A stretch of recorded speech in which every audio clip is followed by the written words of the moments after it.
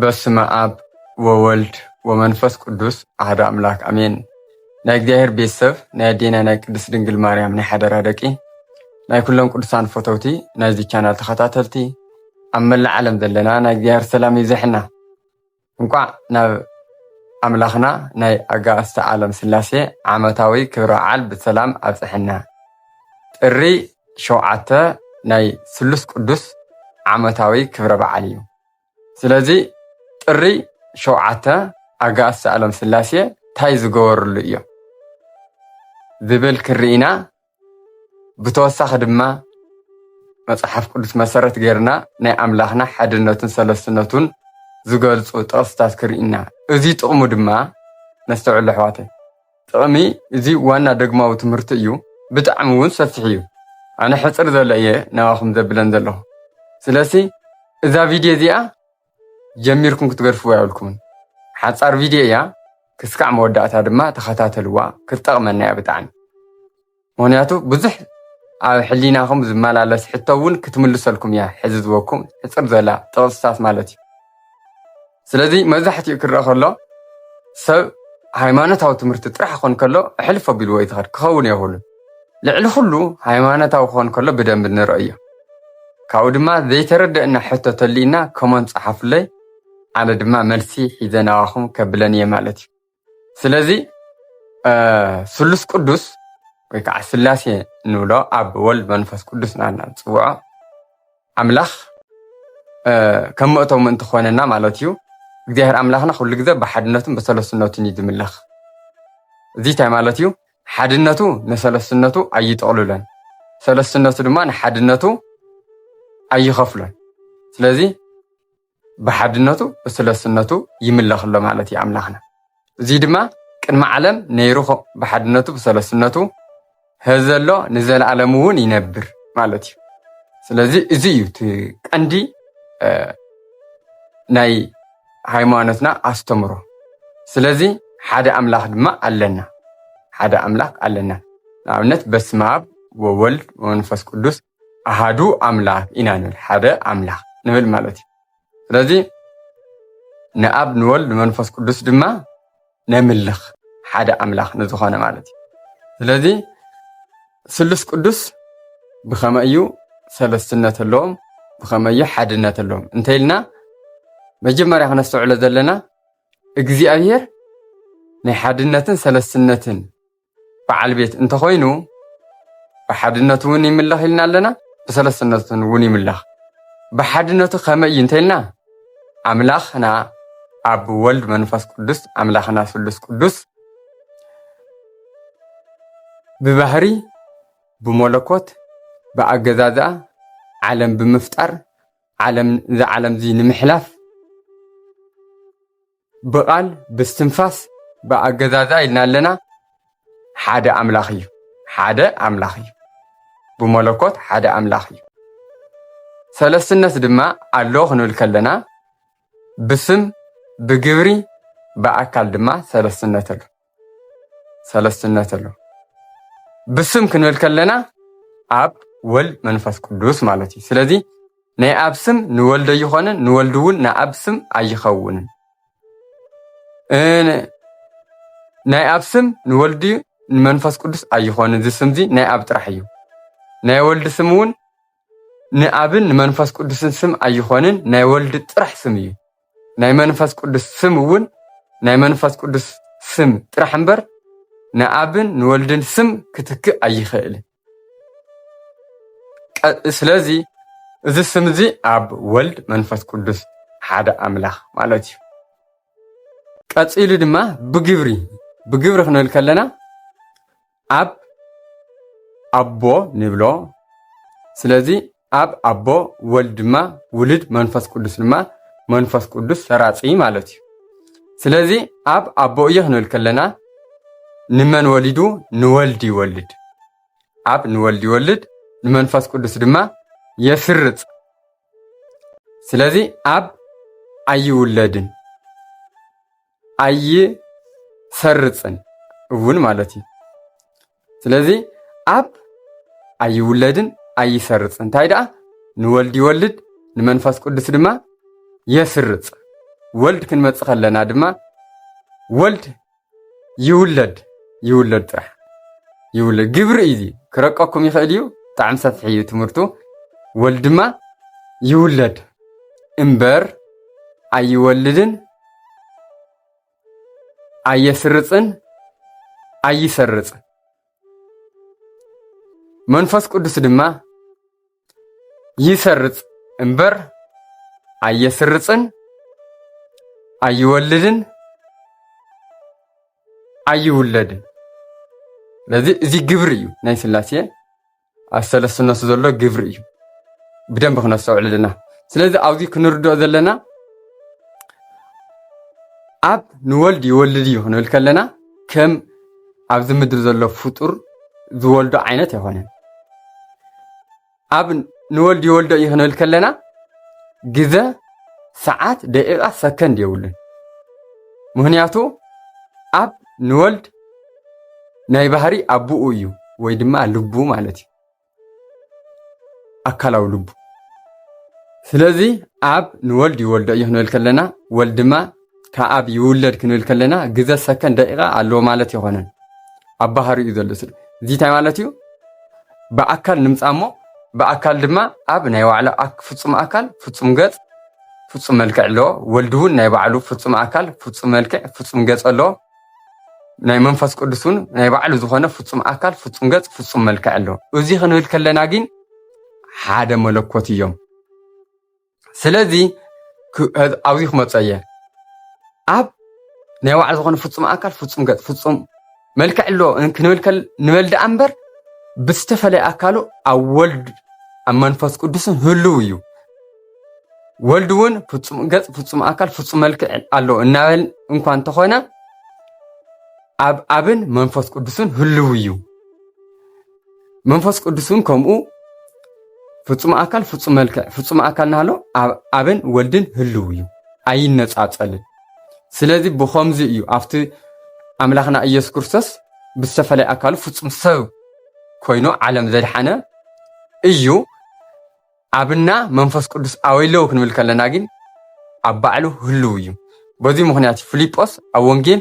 ኣብ ጥራሕ ኣርኤና እምበር ይኣኽለና ኢልዎስ ክስካዕ ኣይፈለጥካን እንዲኻ ኢልዎ ኣምላኽና ኢየሱስ ክርስቶስ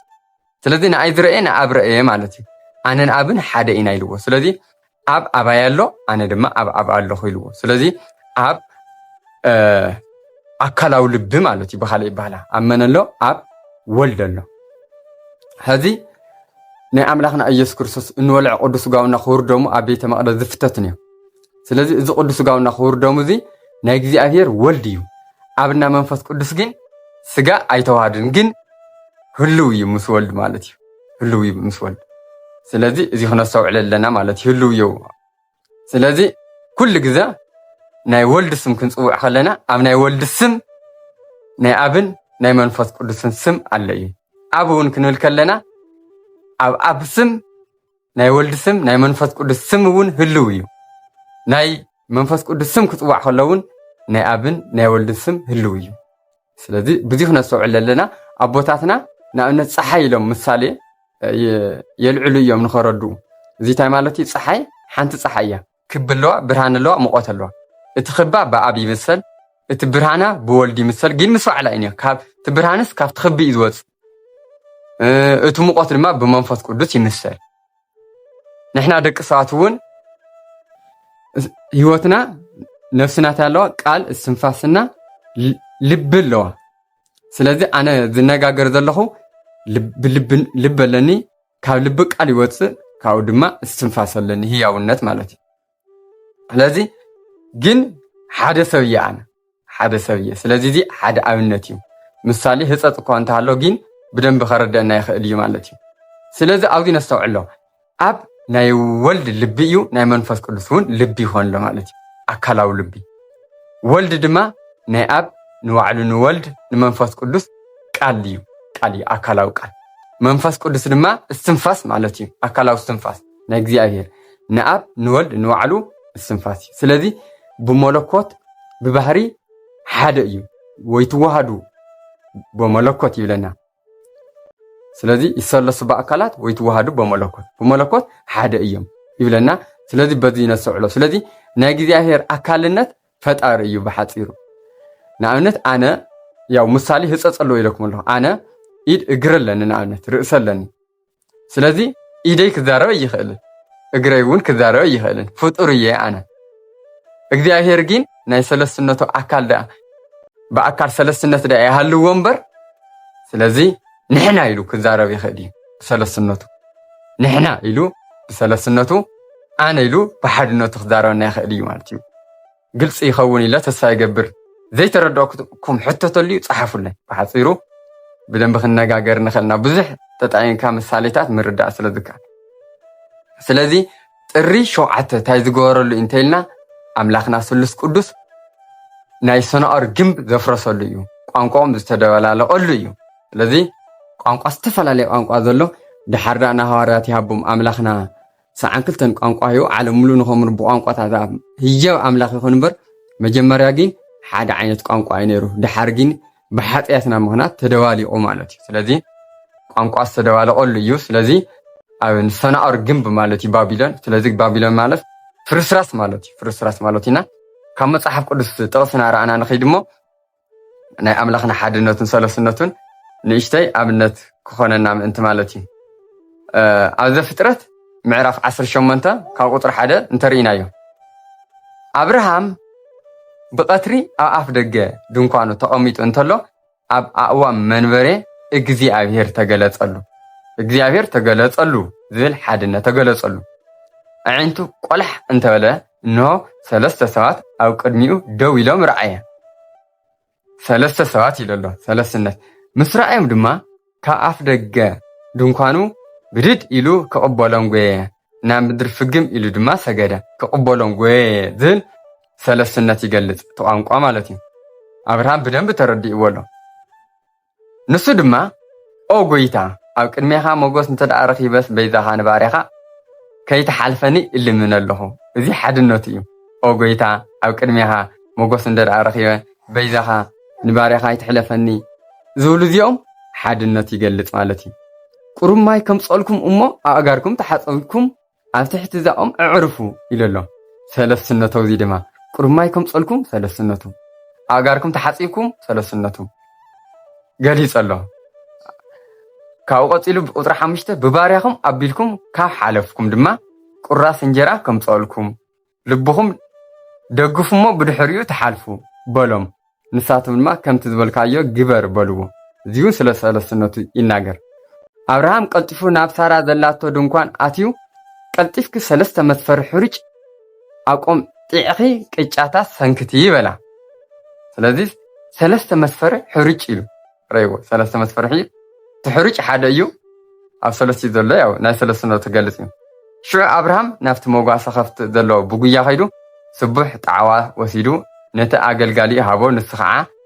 ከሰናድዎ ተቐላጠፈ ርጎን ጣልጣን ጸባን እቲ ዘዳለው ስጋ ጣዕዋን ወሲድ ድማ ኣቕረበሎም ንሳቶም በልዑ ኣብርሃም ድማ ኣብ ትሕቲ እታኦም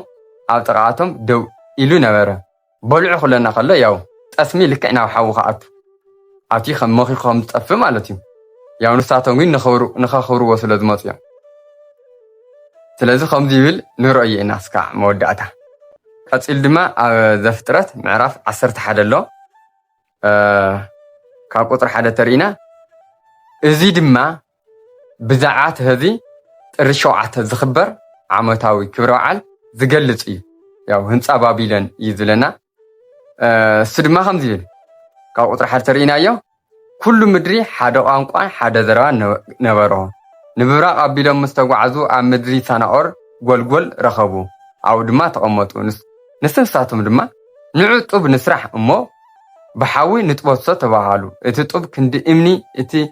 ቅጥራን ክንዲ ጭቃ ኮነሎም ሽዑ ከዓ ኣብ ልዕሊ ኩላ ምድሪ እንተይተበታተና ሰማይ ዝበፅሕ ግንብት ዘሎ ከተማ ንስራሕ ስምናን ከዓ ነፀውዕ በሉ እግዚአብሔር ድማ ነቲ ደቂ ኣዳም ዝሰርሖ ዝነበሩ ከተማን ግንብን ክርኢ ወረደ ይተዋየሎ ንእግዚአብሔር ሓድነት ምዃኑ እግዚአብሔር ድማ እንሆ እዚኣቶም ሓደ ቋንቋ ዝዛረቡ ሓደ ህዝቢ እዮም መጀመርታ ክገብርዎ ዝሓሰቡ እዚ እዩ ድሕሪ ደጊም ነቲ ክገብርዎ ዝሓሰቡ ካብ ምፍፃም ዝኽልክሎም የለን እምበኣር ንሳቶም ምእንቲ ከይስማዕምዑ ንዑ ንውረድ እሞ ቋንቋቶም ንደባልቆ በለ ታይሉ ኣምላኽና እግዚአብሔር ንዑ ንውረድ እሞ ንዑ ንውረድ ክብል ከሎ ሰለስትነቱ ብወልድ ቃልነት ይስላሴ ኣብዚ ዝናገር ዘሎ ንዑ ንውረድ ቋንቋቶም ንደባልቆ በለ እግዚአብሔር ድማ ካብኡ ናብ ኩላ ምድሪ ፋሕ ኣበሎም ምህናፅ እታ ከተማ ድማ ኣቋረፁ ስለዚ በለ ክብል ከሎ ሓድነቱ ንዑ ንውረድ ቋንቋ ንደባልቆ ማለት ድማ ንዑ ንውረድ ኣብ ዝብል ሰለስትነቱ ይነግር ማለት እዩ ካሊእ ድማ ኣብ ዘፍጥረት ምዕራፍ 1 ቁጥሪ 26 እውን ኣለና ቁጥሪ 26 ክሪኦ ከለና እግዚአብሔር ከዓ ብመልክዕና ከም ምስልና ሰብ ንፍጠር ንዓሳ ባሕርን ንዕዋፍ ሰማይን ንእንስሳን ኩላ ምድርን ንኩሉ ኣብ ምድሪ ዝንቀሳቐስ ይግዝኡ በለ በለ ክብል ከሎ ሓድነቱ ብመልክዕና ከም ምስልና ሰብ ንፍጠር ክብል ከሎ ሰለስትነቱ ይኸውን ሎ ማለት እዩ ኣብ ዘፍጥረት ምዕራፍ 2 ቁጥሪ 18 እውን ኣለና ምዕራፍ 2 ቁጥሪ 18 እግዚአብሔር ኣምላኽ ከዓ ሰብ በይኑ ክነብር ጽቡቕ ኣይኮነን ንዕኡ ዝስማዕማዕ ሓጋዚ ንፍጠረሉ በለ በለ ክብል ከሎ ሓድነቱ ንዕኡ ዝስማዕማዕ ሓጋዚ ንፍጠረሉ ክብል ከሎ ድማ ሰለስትነቱ ይነግረና ኣሎ ማለት እዩ ቀፂሉ ኣብ ዘፍጥረት ምዕራፍ 3 ቁጥሪ 22 ዘፍጥረት ምዕራፍ 3 ቁጥሪ 22 እግዚአብሔር ኣምላኽ ድማ እንሆ ኣዳም ጽቡቕን ክፉእን ብምፍላጥ ካባና ከም ሓደ ኮነ ሕዚ እውን ኢዱ ከይዝርግሕ ካብኦም ህይወት ድማ ወሲዱ ከይበልዕ ንዘላለም ህያው ኮይኑ ከይነብር ኢሉ ካብ ገነት ኣውፅኦ ኣብዚ ካባና ከም ሓደ ኮነ ኢሉሎ ከም ሓደ ኮነ ካባና ክብል ከሎ ሰለስትነቱ ከም ሓደ ኮነ ክብል ከሎ ድማ ያው ምስጢረ ተዋህዶ ዝነግር እዩ ምክንያቱ ኣምላኽና ኢየሱስ ክርስቶስ ያው ድሕሪ ዓለም ካብ እመቤታችን ቅድስት ድንግል ማርያም ስጋን ነፍስን ወሲዱ ፍጹም ሰብ ከም ዝኸውን ዝነግር እዩ እዚ ቃል እዚ ዝነግረና ዘሎ ማለት እዩ ኣብ መዝሙረ ዳዊት ምዕራፍ 32 ቁጥሪ 5 ኣለና ንሱ እንታይ ዝብል ናይ እግዚአብሔር ቸርነት ምድሪ መልአት ብእግዚአብሔር ቃል ሰማያት ጸንዑ ሰራዊቶም እውን ኩሉ ብኣፉ እስትንፋስ ናይ እግዚአብሔር ቸርነት እግዚአብሔር ኣብ ብእግዚአብሔር ቃል ወልድ ብኣፉ እስትንፋስ መንፈስ ቅዱስ ኢሉ ገሊጽዎ ኣሎ ዘህሉቕ ምዕራፍ 6 ካብ ቁጥሪ 24 እስካብ 26 እውን ኣለና ካልኣይ ቆሮንጦስ ምዕራፍ 13 ቁጥሪ 13 ትንቢተ ኢሳይያስ ምዕራፍ 6 ካብ 1 እስካብ 3 ራእይ ምዕራፍ 4 ቁጥሪ 8 ቅዱስ ቅዱስ ቅዱስ ናይ ሰራዊት ገዛ እግዚአብሔር ምድሪ ኩሉ ብኽብሩ ተመሊኣ እያ ይብለና ስለዚ ቅዱስ ቅዱስ ቅዱስ ክብል ከሎ ሰለስትነቱ ዝነግረና ኣሎ ማለት እዩ ሰለስትነቱ ኣብ መዝሙረ ዳዊት ምዕራፍ 146 ቁጥሪ 5 ጎይታና ዓብይ እዩ ሓይሉ እውን ዓብይ እዩ ንጥበብ ቁፅሪ የውልን ይብል እሞ ጌታና ዓብይ እዩ ክብል ከሎ ንኣብ ሓይሉ ዓብይ እዩ ክብል ከሎ ንወልድ ንጥበብ እውን ቁፅሪ የውልን ክብል ከሎ ንመንፈስ ቅዱስ የመልክት ኣሎ ማለት እዩ ኣብ ማቴዎስ ወንጌል ሓዲስ ኪዳን ድማ ምዕራፍ 3 ቁፅሪ 16 ኣብ ማርቆስ ምዕራፍ 1 ቁጥሪ 9 ኣብ ሉቃስ ወንጌል ምዕራፍ 3 ቁጥሪ 21 ጎይታና መድሓኒትና ኢየሱስ ክርስቶስ ምስ ተጠመቐ ወዲያው ሽዑ ካብ ማይ ምስ ወፃ ኣብ ልዕሊኡ ታይ መንፈስ ቅዱስ ብኣምሳል ርግቢት ወሪዱ ሰማያት ተኸፊቱ ከምኡ ድማ ዝፈትዎ ወደይ ንሱ እዩ ዝብል ድማ ናይ ኣብ ድምፂ መፅኡ ስለዚ ሰለስትነቱ ይገሊፁ ወልድ ብዝተፈለየ ኣካሉ ፍጹም ሰብ ኮይኑ ርኢናዮ መንፈስ ቅዱስ ድማ ብርግቢት ኣምሳል ኣብ ርእሱ ክዓርፍ ከሎ ርኢና ናይ እግዚአብሔር ኣብ ድማ ኣብ ደመና ኮይኑ እቲ ዝፈትዎ ወደይ ንሱ እዩ ዝብል ድምፂ ሰሚዕና ኣብ ደብረ ታቦር እውን ከምኡ